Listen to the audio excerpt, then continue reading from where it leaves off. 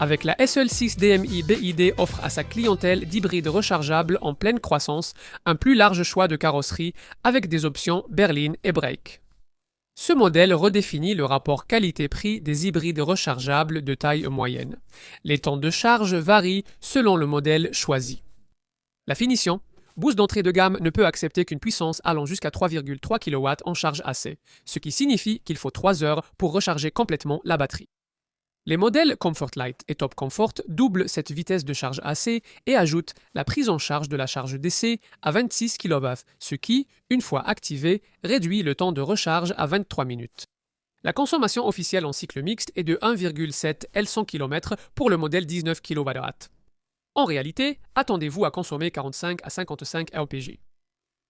Les émissions de CO2 sont annoncées à 60 grammes par kilomètre pour la version Boost et à 34 grammes par kilomètre pour les versions Comfort Lite et Comfort. Si vous en avez assez des hybrides rechargeables qui épuisent leur batterie dès le début du trajet, vous apprécierez la Cial 6 qui fonctionne différemment. Le groupe motopropulseur délivre son énergie lentement, donnant l'impression que la batterie offre plus d'autonomie qu'en réalité. Deux versions de ce groupe motopropulseur sont disponibles, toutes deux légèrement différentes de ce que vous trouverez dans le style UDMI SUV. La version d'entrée de gamme, assez trompeusement nommée Boost, offre jusqu'à 181 chevaux, que ce soit en mode 100% électrique ou en hybride.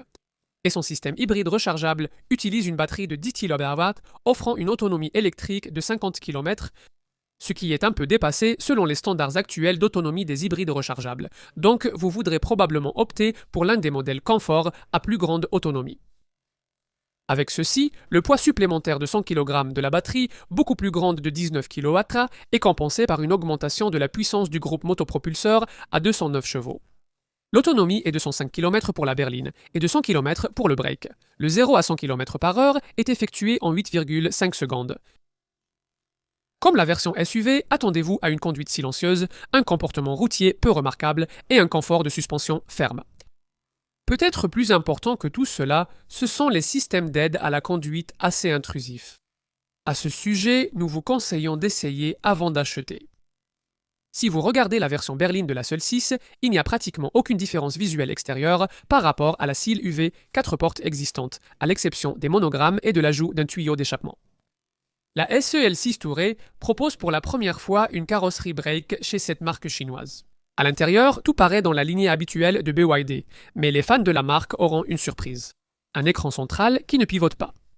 Celui-ci est en format paysage de façon permanente et mesure généralement 12,8 pouces avec un écran plus grand de 15,6 pouces installé sur la version haut de gamme. L'arrière offre beaucoup d'espace pour les jambes.